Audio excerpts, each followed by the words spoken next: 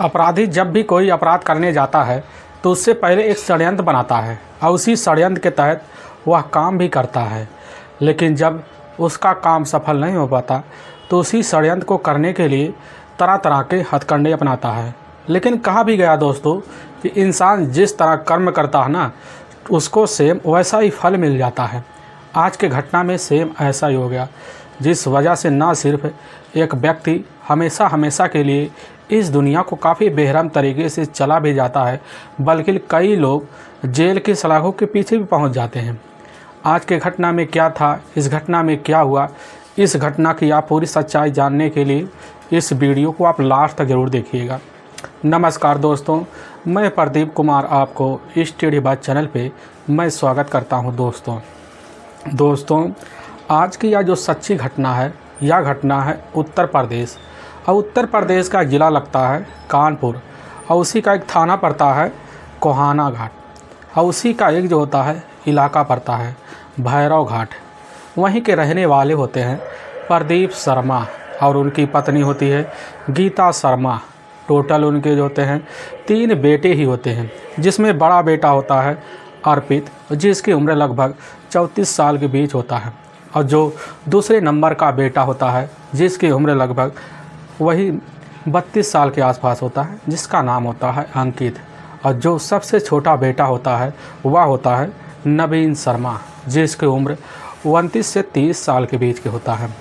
असल में प्रदीप शर्मा जो होते हैं मौके पर एक इलेक्ट्रीशियन का काम भी करते थे, लेकिन जो उनका सबसे छोटा बेटा होता है नवीन शर्मा, वह जाकर बाज़ारों में जो होता है पान मसाला का सप्लाई भी करता था, जिस वजह से उनके घर में थोड़े बहुत पैसे भी आते थे। लेकिन जो होते हैं नवीन के जो पिता मौके पर, वह प्रदीप शर्मा इतने कमाते थे, जिसकी वजह से पूरे घर परिवार का पूरी तरह से बेहतर तरीके से परवरिश भी हो पाता था।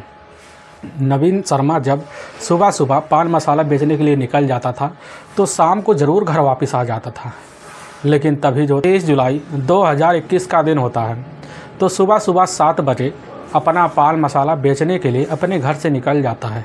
और जब निकल जाता है तो शाम हो जाता है, तब भी नहीं लौटता। पूरी रात बीत जाता है, तब भी नहीं लौटता। प्रदीप शर्मा काफ़ी ज़्यादा परेशान हो जाते हैं, और जब परेशान हो जाते हैं तो सुबह का लगभग 10 बजे का आसपास का टाइम हो जाता है। तो देखते हैं जाकर चारपाई तब भी जो होता है नवीन शर्मा का खाली पड़ा आता है। उसी समय प्रदीप शर्मा काफ़ी दंग से रह जाते हैं। प्रदीप शर्मा जो होते हैं नवीन शर्मा के मोबाइल नंबर पर कॉल करते हैं, और जब कॉल करते हैं तो मोबाइल नंबर जो होता है स्विच ऑफ बता देता है। अब इस वजह से घर वाले काफ़ी ज़्यादा रात में परेशान थे, लेकिन सुबह के टाइम में और ज़्यादा परेशान हो जाते हैं। अब नवीन की ना आने की सूचना पाकर जो होते हैं नवीन के जो बड़े भाई होते हैं अंकित और अर्पित काफ़ी ज़्यादा परेशान हो जाते हैं। परेशानी के चलते आस पड़ोसी में तलाशी करते हैं, लेकिन कहीं पर भी नवीन का आने का सूचना नहीं मिलता। इसीलिए प्रदीप का एक अपना ही पड़ोसी होता है जो काफ़ी हितैषी होता है। प्रदीप को समझा बुझाकर वह उसी समय कोहाना पुलिस थाने ले जाता है। ले जाने के बाद वहाँ के थाना प्रभारी होते हैं बीके सिंह, वहीं पर मौजूद होते हैं। प्रदीप जो होते हैं अपने बेटे नवीन शर्मा का सारी आप बीती बात बताते हैं। बताने के बाद पुलिस के सामने जो होता है उसी समय अब जो होता है नवीन शर्मा का गुमशुदा का मुकदमा दर्ज करवा देते हैं। बीके सिंह तुरंत ही अब उसी समय फ़ोटो लेते हैं। फ़ोटो लेने के बाद प्रदीप शर्मा को उनके बेटे को ढूंढ निकालने का आश्वासन देकर उनको घर भेज देते हैं। अब पुलिस जो होती है अब उसी समय नवीन शर्मा की तलाशी करने के लिए लग जाती है। काफ़ी मेहनत करती है, लेकिन नवीन शर्मा के बारे में पुलिस को कोई सुराग भी नहीं मिलता। अब इधर जो होते हैं प्रदीप शर्मा अपने दोनों बेटों को लेकर रिश्तेदारों में भी तलाशी करते हैं, काफ़ी गाँव में तलाशी करते हैं, लेकिन उनके बेटे का कहीं अता पता नहीं चलता। अब प्रदीप शर्मा की जो पत्नी होती है असल में गीता, उसका काफ़ी रो कर बुरा हाल हो गया था। 2 दिन से वह लगभग अपने पेटों में अन्न तक नहीं डाली थी। आस पड़ोस के लोग भी नवीन की न आने की सूचना सुनकर काफ़ी ज़्यादा परेशान हो जाते हैं। 2 दिन का वक्त बीत जाता है। तभी 25 जुलाई 2021 का दिन होता है। तो कोहाना थाने के थाना प्रभारी जो होते हैं बीके सिंह बैठे होते हैं। उन्हीं के पास कंट्रोल रूम से फ़ोन आता है और पता चलता है कि धोबी घाट के ही उसी घाट के पास एक व्यक्ति का डेड बॉडी पड़ा हुआ है। अब जैसे बीके सिंह सूचना पाते हैं, तुरंत ही अपनी दलबल टीम के लिए लेकर उसी धोबी घाट के घटनास्थल पर पहुंचते हैं। तो देखते हैं काफ़ी ज़्यादा भीड़ लगा हुआ है और उस भीड़ को हटाकर वहाँ पर पहुँचते हैं, देखते हैं कि ऊपर एक चैम्बर लगा हुआ, सीमेंट का चब्बर बना हुआ, उसको हटाते हैं, देखते हैं कि उसी के नीचे एक डेड बॉडी पड़ा हुआ है और उसी के सर पर काफ़ी तेज़दार वार किए गए हैं। ऐसा लग रहा था कि वार की वजह से ज़्यादा खून बह गए हैं और इसी वजह से इस व्यक्ति की मौत हुई है और गले पर कुछ काले काले निशान पड़ गए थे। थाना प्रभारी वहीं पर खड़े होते हैं, कुछ बड़े इंस्पेक्टर भी होते हैं, देखकर समझ जाते हैं कि इस व्यक्ति का गला और साथ में माथे पर वार की वजह से इस व्यक्ति की मौत हो गई है। बीके सिंह उस समय कुछ सोचने लग जाते हैं। उनको ध्यान आ जाता है कि प्रदीप शर्मा का अपना बेटा नवीन शर्मा हमें यह पूरी तरह से हुलिया बोलिया उस फोटो से मिल रहा है और जैसे उनका थोड़ा सा भी शंका होता है तो उसी समय फ़ोन के द्वारा प्रदीप शर्मा को उनके बेटे की सूचना देते हैं। प्रदीप शर्मा और जैसे उनकी पत्नी होती है गीता जैसी खबर पाते तुरंत अपने दोनों बेटों और बेटी को लेकर उसी समय घटना पर पहुँचते हैं और जैसे ही प्रदीप शर्मा अब नवीन शर्मा को देखते तो वहीं पर दहाड़े मार कर चीखना चिल्लाना पूरा परिवार भी शुरू कर देता है। बीके सिंह को समझने से देर नहीं लगती कि आखिर इनका बेटा जो होता है नवीन शर्मा ही है। अब पुलिस जो होती है अब इसी तहकीकात करती है, वहाँ लोगों से पूछताछ करती है, लेकिन पुलिस को अब उस जो होता है नवीन शर्मा के बारे में आने के बारे में ना कोई सूचना प्राप्त होता है। पुलिस काफ़ी हताश हो जाती है। हताश होने के बाद पुलिस अब परिवार वालों से कुछ पूछताछ करने के बाद पुलिस लगभग पंचनामा करती है। इसके बाद नवीन शर्मा को उठाकर बॉडी होता है उसी समय अपने नज़दीकी सरकारी अस्पताल पोस्टमार्टम के लिए भेजवा देती है। भेजवाने के बाद प्रदीप शर्मा को दोबारा अपने साथ उसी समय पुलिस थाने ले आती है। पुलिस थाने ले आने के बाद पुलिस उनसे पूछने लग जाती है कि आखिर यह सब कौन कर सकता है, आपको किस पे शंका है। प्रदीप शर्मा कहने लग जाते हैं कि साहब हमें पूरा विश्वास हो रहा है कि इसी टेक्को टेनरी के किनारे रहने वाला भोला होता है और उसकी पत्नी होती है गुड़िया और उसकी एक अपनी बेटी होती है कांति और उसका अपना और उसी भोला का एक अपना बेटा होता है भगत।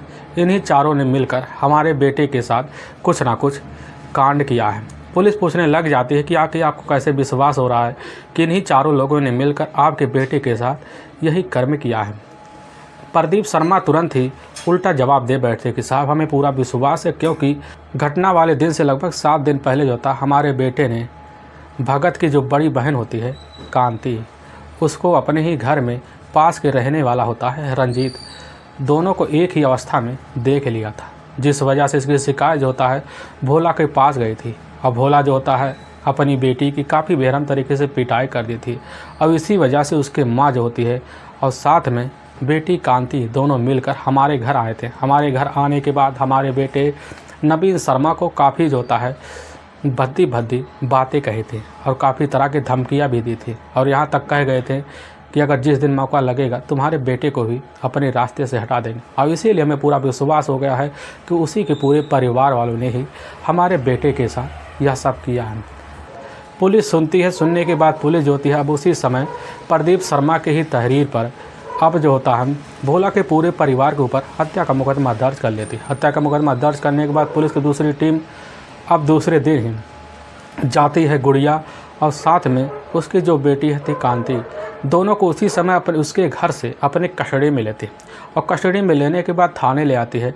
लेकिन पुलिस जब उनसे पूछने लग जाती है तो काफ़ी जो होते हैं कड़ाई की बात अपना कबूलनामा जब कबूल करते हैं कहने लग जाते हैं कि साहब हमारा जो रिश्ता है असल में हमारे पड़ोसी रंजीत के साथ है, लेकिन हमने ऐसा कुछ किया नहीं कि अपने रिश्ते के लिए किसी की जान ले सके। पुलिस के जो होता अब कांति और गुड़िया की बातों पर विश्वास हो जाता है।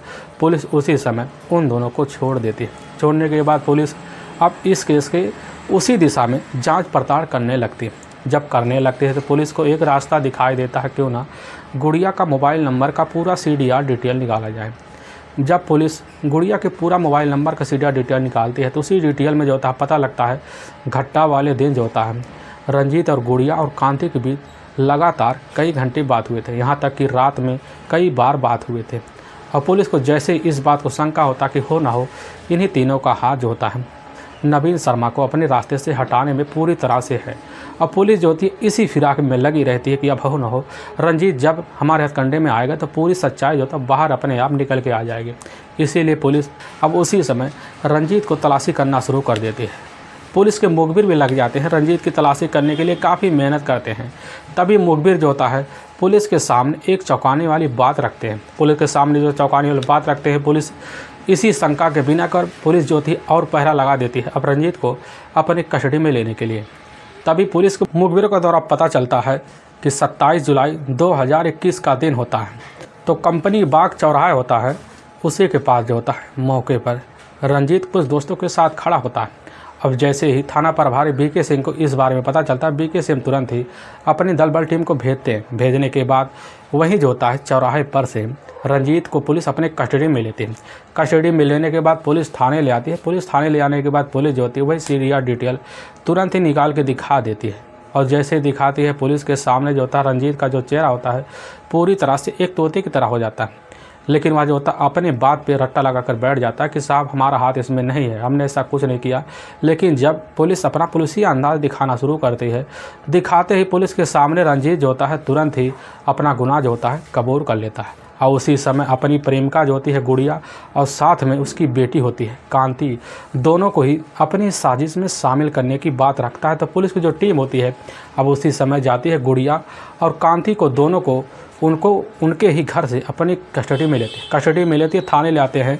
और जैसे गुड़िया और कांति जो होते हैं अब रंजीत को देखते हैं तो उनके चेहरे को जरंग होते हैं, पूरी तरह से बेनकाब हो चुके होते हैं, क्योंकि वह समझ जाते हैं कि हो ना हो रंजीत ने अपना सारा गुनाह कबूल कर लिया और हमें बच पाना अब लग रहा काफ़ी नामुमकिन है।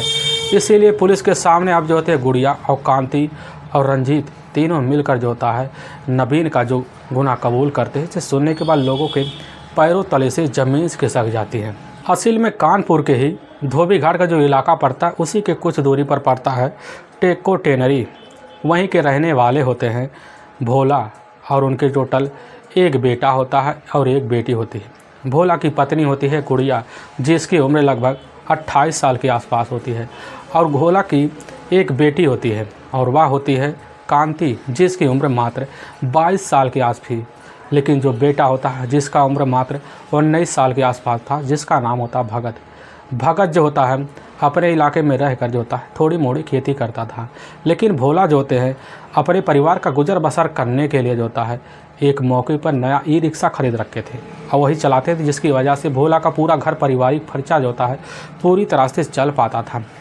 लेकिन भगत का एक अपना करीबी दोस्त होता है, वह उसके ही इलाके का रहने वाला होता है नवीन शर्मा, जो भगत के हर दुख सुख में साथ भी देता था और भगत भी नवीन के हर दुख सुख में साथ भी देता था। भगत और नवीन की इतनी गहरी दोस्ती थी कि दोनों कभी कभी एक दूसरे के घर पार्टी भी कर लिया करते थे। पार्टी करने के बाद इनकी दोस्ती इस तरह बढ़ गई कि अगर दोनों कहीं भी साथ जाते तो दोनों एक साथ ज़रूर निकल जाते। भोला के घर जो होता है करीब का रहने वाला होता है और यह होता है रंजीत, जिसकी उम्र होती है मात्र 26 साल के आसपास। रंजीत के माता पिता भी होते हैं और बहन भी होते हैं। रंजीत का जो होता है भोला का घर काफ़ी नज़दीक पड़ता है, इसीलिए करीबी होने के बाद जो होता है रंजीत भोला के घर काफ़ी आना जाना लगता है। और कभी कभी भोला के घर जो होता है वह कभी उनकी ज़रूरतों को पूरा करने के लिए कुछ पैसे भी दे देता, जिसके भोला के पूरे परिवार वाले रंजीत से काफ़ी खुश हो जाते हैं। लेकिन भोला की जो पत्नी होती है गुड़िया, देखने में आज से कुछ साल पहले जो होती है काफ़ी खूबसूरत भी होती है, काफ़ी चंचल भी होती है, लेकिन काफ़ी जो होती है बिगड़ेली किस्म की होती है। भोला के ऊपर काफ़ी दबाव मार के वह ज़्यादातर अपने काबू में रखती है। भोला जो होता है सिर्फ अपने बात को लेकर चलता, लेकिन किसी के ऊपर कोई लगाम नहीं लगाता। लेकिन गुड़िया जो होती है बेतुना अपनी बात पर अगर चलती तो चलती रहती थी। लेकिन इसी बीच रंजीत का जो होता है भोला के घर काफ़ी आना जाना बढ़ जाता। आने जाने की वजह से भोला की जो पत्नी होती है गुड़िया जैसे ही रंजीत से मीठी मीठी बातें करती है, करते करते मीठी मीठी बातों में हंसी ठिठोले होने लगते हैं। अब रंजीत गुड़िया को मीठी बातों में इतना उलझा लेता है कि दोनों के बीच गुड़िया और रंजीत दोनों मिलकर आपस में प्रेम प्रसंग कर सकते हैं। प्रेम प्रसंग के सिलसिला चलते चलते धीरे धीरे इनके घर में ही संबंध बन जाते हैं और संबंध का जो सिलसिला होता है अब बेधड़क चलना शुरू हो जाता है। और जब चलने लगता है तो इसकी खबर जो होता है गुड़िया का जो बेटा होता है भगत को लगता है। लेकिन भगत जो होता है जैसे सूचना पाता है, इसकी सूचना अपनी बहन जो होता है कांति को देखता है। लेकिन कांति और भगत की इतनी हिम्मत नहीं थी कि अपनी माँ के खिलाफ जा सके, क्योंकि उसकी जो माँ होती है गुड़िया घर में काफ़ी दबदबा बना रखी थी। भगत और जो होता है कांति दोनों इस बात के लेकर अपने मन में दबा कर बैठ भी गए होते हैं। लेकिन तभी घर में एक दिन पूरा सन्नाटा होता है। उसी बीच रंजीत और साथ में गुड़िया एक ही कमरे में संबंध बना रहे होते हैं। और जैसे ही दरवाज़ा खुला होता तो उसी बीच गुड़िया की जो बेटी होती कांति दरवाजे पे खड़ी हो जाती। खड़ा होने के बाद सारा नज़ारा देखती तो उसके मन में एक लालसा सी जग जाती। लगने के बाद कांति जो होती अपने मन में अपने सपनों में हर दिन जो होता है अपनी माँ और साथ में उसकी माँ का जो प्रेम होता है रंजीत के सपने उसके दिमाग में गूंजना शुरू हो जाते। अब इसीलिए आए दिन सपने देखना शुरू कर देती। धीरे धीरे उसके मन में भी रंजीत का प्यार बसरना शुरू हो जाता है। अब इसी बात को लेकर रंजीत भी वह जैसी अपने सामने अब कांति को जवानी के दहलीज पर देखता है तो कांति के भी पीछे पड़ जाता है। पड़ने के बाद कांति पहले से ही रंजीत को चाहने लगती है। अब दोनों के बीच धीरे धीरे प्रेम प्रसंग हो जाता है। प्रेम प्रसंग का जो सिलसिला होता है कांति और साथ में अब रंजीत के बीच हो जाता है। धीरे धीरे के बीच संबंध ही मान जाते हैं। संबंध का सिलसिला चलने लगता है तो इसकी सूचना जो होता है कांति की जो माँ होती है गुड़िया को लगता है। गुड़िया जैसे पाती है तो तुरंत ही अब जो होता कांति अपनी माँ को ही धमका बैठती। उसकी माँ जो होती है तुरंत ही अपनी बेटी कांति की बात में आ जाती है। आने के बाद दोनों मन मुताबिक उसको घर बुलाते। अपने घर में दोनों मिलकर संबंध बनाते हैं और संबंध का जो सिलसिला होता है बेधड़क चलने लगता है। लेकिन इसकी जो सूचना होती है कभी भी भोला के कानों पर नहीं पहुँचती।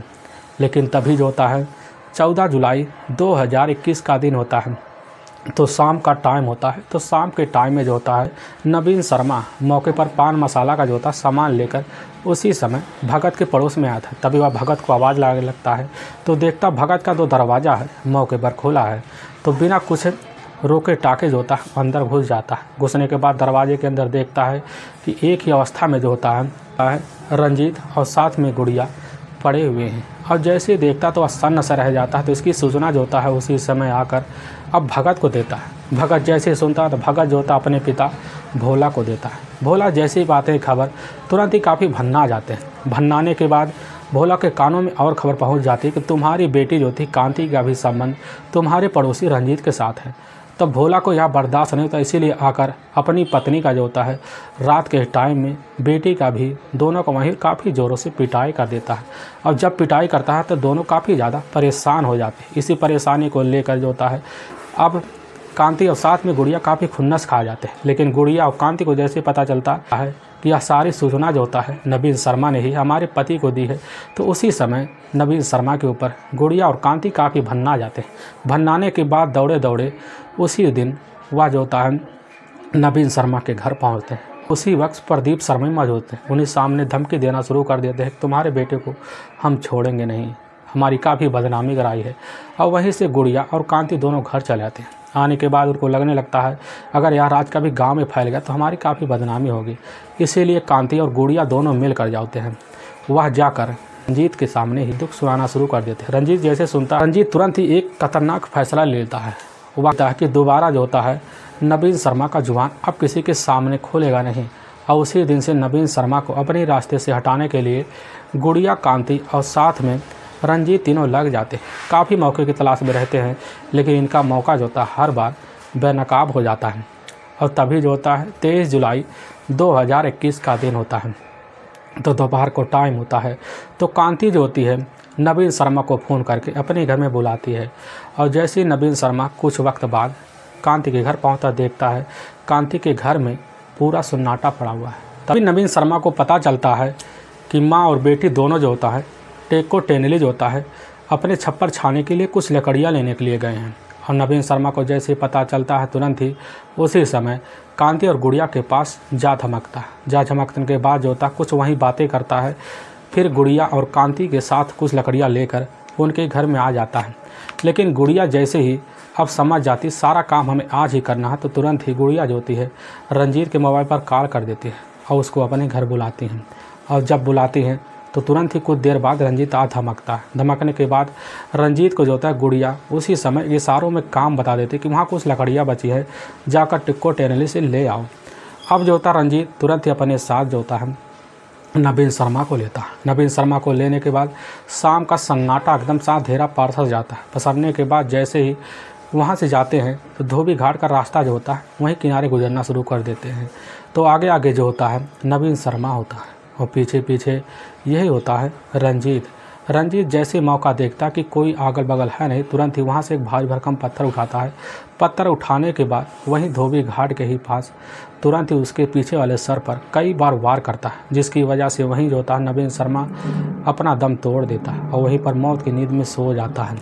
नवीन शर्मा की बॉडी को जो होता है अब उसी समय रंजीत घसीटते हुए ले जाता है। ले जाने के बाद वहीं एक जो होता छोटा सा गड्ढा होता है लगभग 5 फीट का, उसी में डंप कर देता है। इसके बाद उसी के ऊपर सीमेंट वाला एक बड़ा सा पत्थर रख देता है। वह समझ जाता कि सारा काम हो गया।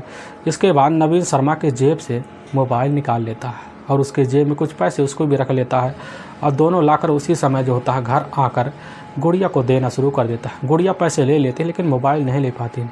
मोबाइल जो होता है रास्ते में ले जाकर उसी समय रंजीत तोड़ के फेंक देता है। इसके बाद अपने घर आके आराम से ज़िंदगी जीना शुरू कर देता है। लेकिन वाकई में दोस्तों पुलिस के सामने जो सच्चाई जो होता है, रंजीत, गुड़िया और कांति के तहरीर पर आता है। इसी बिना पुलिस की जो टीम होती है इन तीनों को ले जाती है, वहाँ की कोर्ट में पेश करती है। कोर्ट में पेश करने के बाद इन तीनों पर काफ़ी गंभीर धारा मुकदमा दर्ज करके इन तीनों को ले जाकर जेल में डाल दिया जाता है। दोस्तों, हमें इस घटना का सुनाने का उद्देश्य किसी को परेशान करना नहीं है और ना ही किसी को दिल को ठेस पहुंचाना है, बल्कि आपको यह बताना है कि आप जहां भी रहें आप सावधान और सतर्क जरूर रहें। दोस्तों, अगर आपको यह वीडियो पसंद आ रहा है तो इस वीडियो को आप ज़्यादा से ज़्यादा शेयर और सब्सक्राइब जरूर करें, जिससे हम आपके बहुत आभारी रहेंगे। फिर मिलेंगे नेक्स्ट वीडियो लेकर, तब तक के लिए जय हिंद और जय भारत।